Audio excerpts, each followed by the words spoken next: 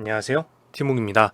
요즘에 물난리가 많이 나고 있어요. 예전에 중국이나 일본 같은 데서 어떤 물난리가 난다고 했을 때, 물론 그것도 좋은 일이 당연히 아니고, 굉장히 심각한 일이고 그랬지만, 그래도 이제 다른 나라에서 벌어지는 일이라는 이런 어떤 거리가 멀다, 뭐 이런 거리가 먼 감각이라는 게 좀 있었는데, 지금은 한국에서 우리나라에서 여러 가지 물난리가 나고 있고, 이제 이재민이 발생을 하고 있습니다. 그래서 이분들 빨리 문제가 해결이 됐으면 좋겠고요. 앞으로도 이런 자연재해가 일어나는 것에 대해서 많은 대비가 되기를 바랄 수밖에 없을 것 같아요. 그리고 앞으로 이 기후에 대한 변화에도 계속해서 신경을 써야 되겠다는 생각이 들더라고요. 그럼 2020년 8월 첫째 주 이슈 하이라이트 출발을 해보도록 하겠습니다. 이번에도 세 가지 이슈 준비를 해왔고요. 첫 번째는 코로나19 재확산 결과, 이제 그 반영이 되면서 약해진 경제 지표를 눈으로 볼 수 있게 되어서 여러 가지 경제 금융시장에서 이제 긴장감을 높여가고 있는 상태입니다. 그 이야기 다뤄볼 거고, 두 번째는 그러면 이제 코로나19에서 실물 경제를 조금이라도 보호하고 앞으로 성장하게 만들기 위해서 부양책, 뭐 지원책 등을 펼쳐야 되는데, 그런 것들도 결국에는 여러 가지 결정을 해야 등장할 수 있는 거기 때문에 그 결정이 쉽지 않은 부분도 있다라는 것을 보여주는 에피소드 이슈가 있어서 두 번째 이슈에서 준비를 해봤고요.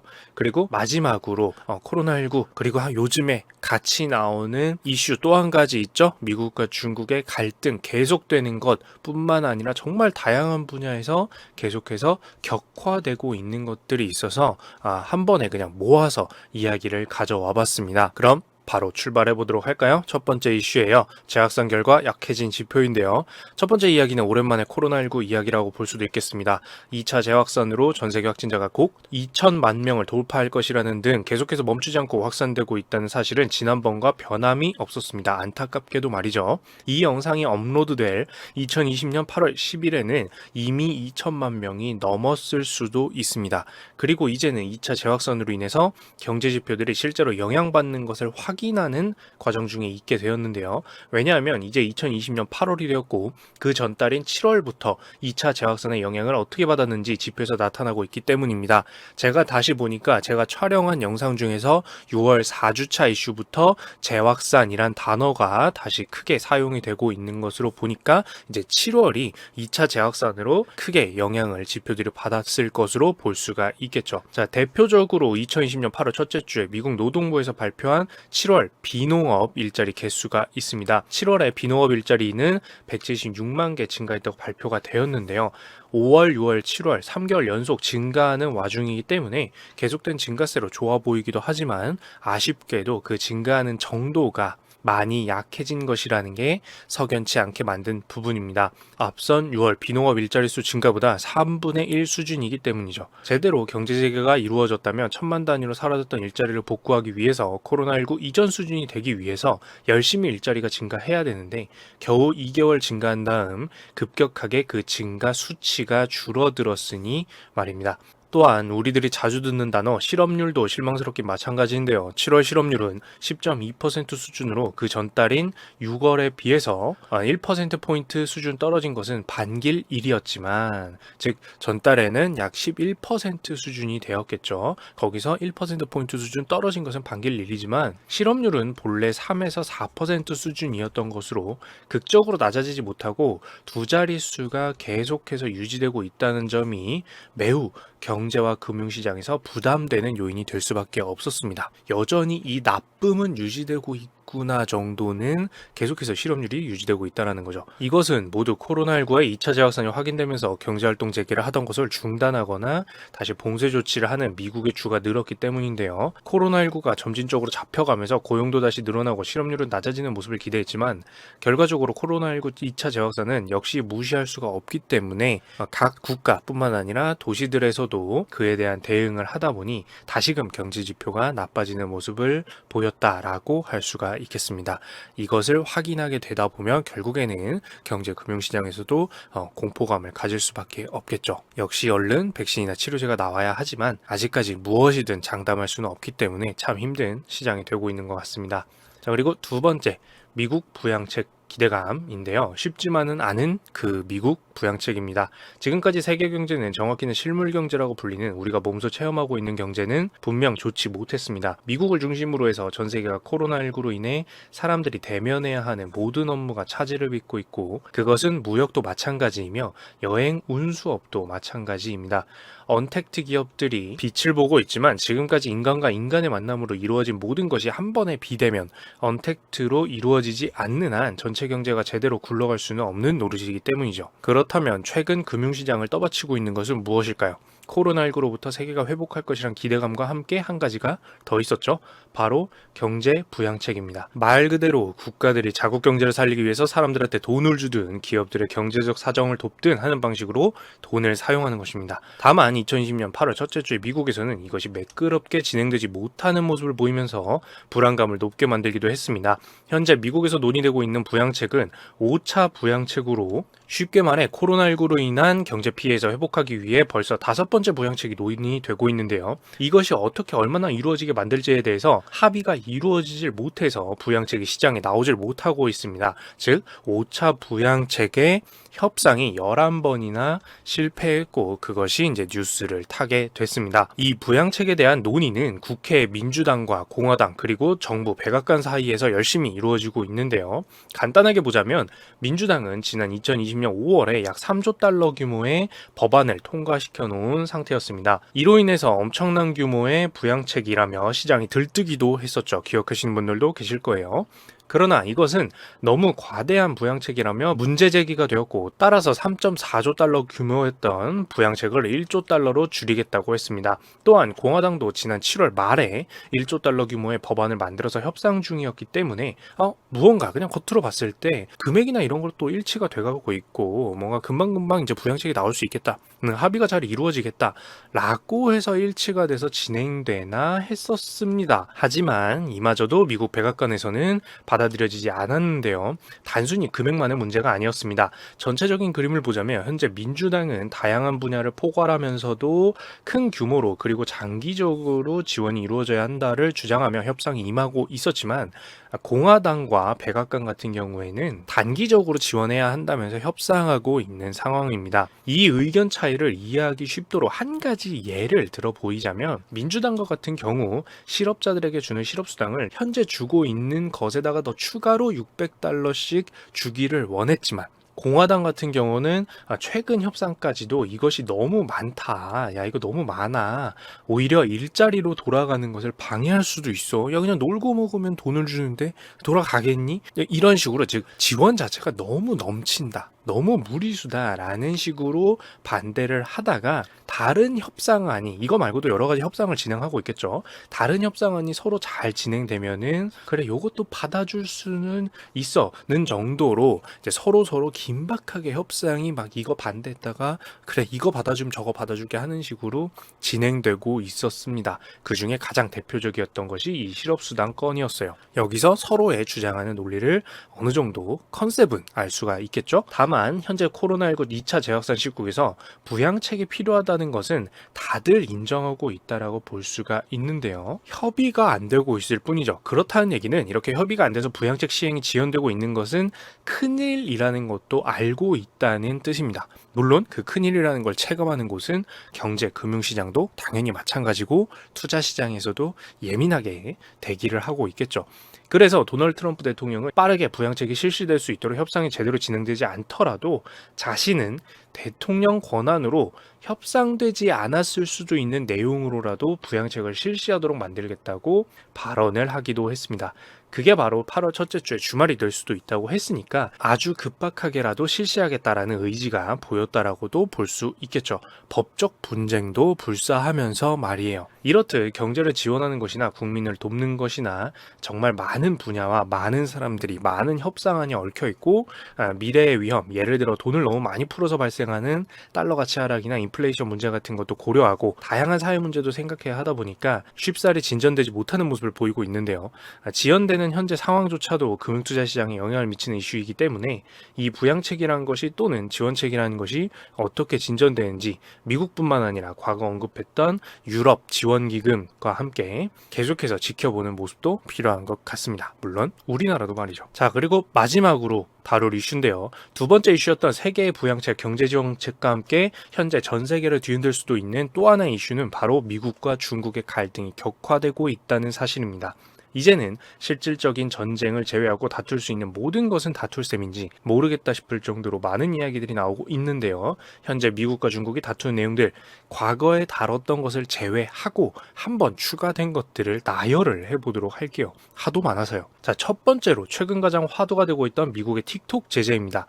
많은 사람들이 사용할 수 있는 어플리케이션 중에서 중국 기업이 제공하고 있는 서비스가 미국인의 개인정보 유출과 국가안보 위협을 할 수 있다면서 제재를 하는 것인데요. 과거 화웨이의 통신 장비가 정보 유출 등의 위협이 있다며 제재하는 것과 같은 맥락으로 볼 수도 있습니다. 이번 2020년 8월 첫째 주에는 가장 크게 화두가 된 톡뿐만 아니라 위챗이라는 중국의 카카오톡이라고 불리는 어플리케이션까지 합쳐서 거래 금지 행정명령, 이것이 미국에서 떨어졌는데요. 아직 여기서 말하는 거래 금지라는 것이 틱톡과 위챗을 서비스하는 회사 바이트댄스와 텐센트에 대해서 어떤 거래를 금지하는 것인지 명확히 밝혀지지는 않았지만 분명한 것은 미국이 중국으로부터 건너온 서비스에 대해 문제 삼고 제재하려는 의지가 행동으로 나타나고 있다는 것이었습니다. 이때 명확하게 날짜도 명시했는데요. 2010년 9월 20일부터 모든 미국 기업과 개인이 이 바이트댄스, 텐센트 또는 틱톡, 위챗과 거래하는 것을 금지하겠다라는 뉘앙스로 언급이 아예 나왔습니다. 이에 따라서 홍콩 상장회사인 텐센트, 즉 위챗을 관리하고 있는 텐센트 같은 경우는 주가 급락을 막기도 했습니다. 금융시장에서 충격이 없을 수가 없겠죠. 당연히 이뿐만 아니라 갈등의 격화가 기업에도 직격탄이 될 것이 불보듯 뻔하기 때문에 중화권 증시 전체가 하락 압력을 받기도 했어요. 다만 여기서 문제가 된 것은 거래 금지라는 단어가 모호한 만큼 어디까지 제재하겠다는 건지 뭘 하면 안 되는지 논란이 계속해서 일어날 수밖에 없었고, 결국 미국 백악관 관계자가 나서서 위챗이란 서비스와 관련된 거래 금지를 하는 것이지 텐센트, 즉 위챗을 만들고 운영하고 있는 텐센트와의 모든 거래를 금하라는 것은 아니다라고 말하기도 했습니다. 즉 이것을 확대 해석해서 텐센트와 관련된 모든 것들은 미국에서 그냥 다 막 거래 금지되고 뭔진 모르겠지만 금지가 되는구나 라고 생각해서 일파만파의 악영향이 끼쳐진 것이 그런 건 아니고, 우리가 위챗에서 문제를 발견해서 틱톡에서 문제를 발견해서 이 틱톡과 위챗, 우리가 언급한 요 서비스들과의 거래 금지가 될 것이다 라고 이제 조금 수습을 한 것이죠. 여기까지 놓고 체크를 해보면 어쨌든 대외적으로 이 언급된 서비스들이 정보보호가 안 된다는 점을 걸고 넘어진 것이기 때문에 다른 분야까지 건드리겠다라는 것은 아니고, 우리가 대외 명분이 충분한 것들만 이렇게 거래 금지 행정명령을 하는 것이다 라고 분명히 했다라고 볼 수가 있겠습니다. 하지만 그럼에도 불구하고 거래 금지라는 단어 자체가 명확히 뭘 가리키는지는 아직 모르기 때문에 좀 더 명확해지는 것을 봐야겠죠. 다만 여기서 중요한 것은 뭐냐면 틱톡뿐만 아니라 위챗까지 걸고 넘어진 상태에서 이 서비스들만 문제 삼고 끝낼까 하는 의문도 시장에서는 들기 시작한다라는 겁니다. 긴장 상태가 계속 올라간다는 거. 지금 틱톡을 운영하는 바이트댄스에 대한 문제 제기는 안 될까?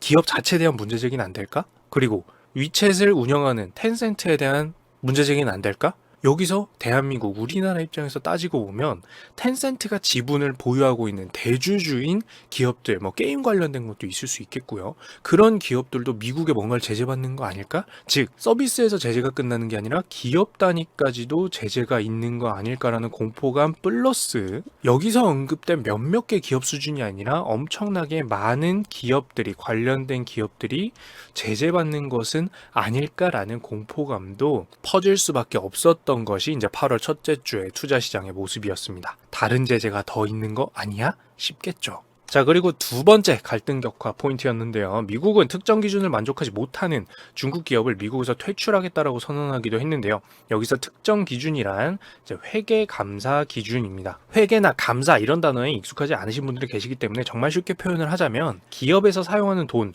그리고 자산과 빚, 모든 상태, 현재 얼마 있고 빚은 얼마고, 어디서 어떻게 온 돈이고, 어디서 어떻게 빌린 빚이고, 언제 갚아야 되고, 그 외 자산들은 부동산이나 차, 보트 등등이 다 얼마인지를 밝혀놓는 장부가 바로 회계장부입니다. 일종의 아주 상세하게 써야 하고 법적으로 관리되고 기준도 전 세계적으로 존재하는 기업 가계부다라고 생각을 하시면 되는데요. 이를 통해서 기업이 문제는 없는지 심지어 심사까지 받기도 하는데, 왜냐면은 가계부를 제대로 작성했는지 기준에 맞게 작성했는지 체크가 필요하겠죠. 이게 가계부를 심사하는 기준, 바로 회계 감사 기준이라는 겁니다. 기업이 너희의 돈 상태 제대로 썼니? 라고 본다라는 거죠. 그래야 그 기업을 믿을 수가 있을 테니까요.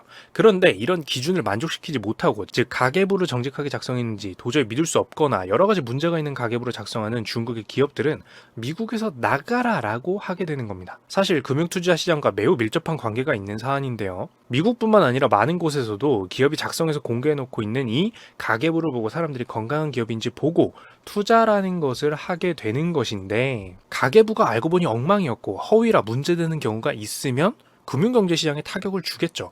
종종 회계가 엉망인 기업들과 함께 이런 기업들을 더 강하게 퇴출시켜야 우리 경제금융시장이 건강해질 수 있다라고 언급이 되는 겁니다. 참고로 이것은 미국에서만 언급했던 것이 아니고, 이제 우리나라 같은 경우에도 실제 주식 투자 시장에서 중국 기업의 회계를 믿을 수 있느냐 이런 얘기들도 많이 등장을 했고, 실제 여러 가지 사건 사고가 있었기 때문에 한번 찾아보시는 것도 재밌는 포인트가 될 것 같아요. 참고로 이런 강경책, 즉 미국에서 중국 기업 나가라라고 말하는 이런 강경책은 이미 미국 국회 상원에서 2020년 5월에 법안이 이미 만장일치 통과된 것이기 때문에 급속히 진행될 수도 있다고 볼 수 있습니다. 여기서 오케이만 나면은 빠르게 처리해가지고 야 이거 문제되는 기업들 나가라고 빨리 하자라고 된다는 거죠. 다만 여기서 오해하면 안 되는 것은 마구잡이로 퇴출시킨다 이런 게 아니고, 그리고 뭔가 가계부 제대로 못 썼네 그럼 바로 나가 이렇게 하는 건 아니고요. 미국이 제시하는 가계부 쓰는 법과 밝히는 기준을, 즉 회계감사 기준을 3년이나 못 지키면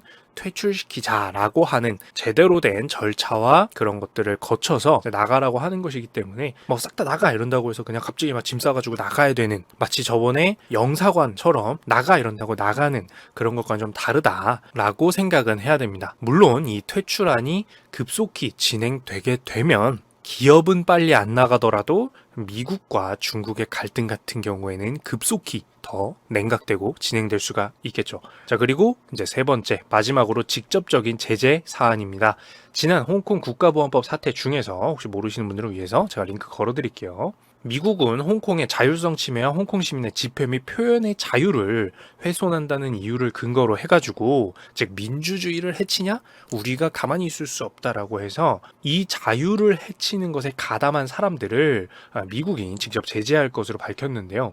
실제로 그 제재가 이루어지기 시작을 했습니다. 미국 재무부는 홍콩과 중국 관리 11명을 제재한다라고 직접 밝혔고요. 여기에 홍콩 쪽에서는 현직 행정장관, 경찰 총수급인 경무처장, 그리고 전 경무처장, 그리고 현 법무장관과 보안장관 등 다 포함해서 전 현직 관료들이 상당히 포함되어 있었습니다. 그리고 홍콩 쪽에만 제재가 되는 게 아니고 관련자라고 했기 때문에 중국 쪽에서도 이제 중국 국무원에 속하는 홍콩 마카오의 사무 판공실 관련자, 그리고 홍콩 연락 사무소장 등이 여기 제재 사항에 포함이 되게 되었어요. 이들은 홍콩 국민들의 자유를 침해했다라고 보는 거죠. 그러면 이렇게 제재가 이루어지면 미국 경찰이 갑자기 쳐들어와가지고 잡아가냐, 구속하냐 이렇게 될 수는 없고요. 서로 다른 국가이기 때문에 그런 식으로 경찰력이나 군대가 절대 동원될 수가 없고, 그거는 정말 전쟁에 준하는 문제가 발생이 될 거고요.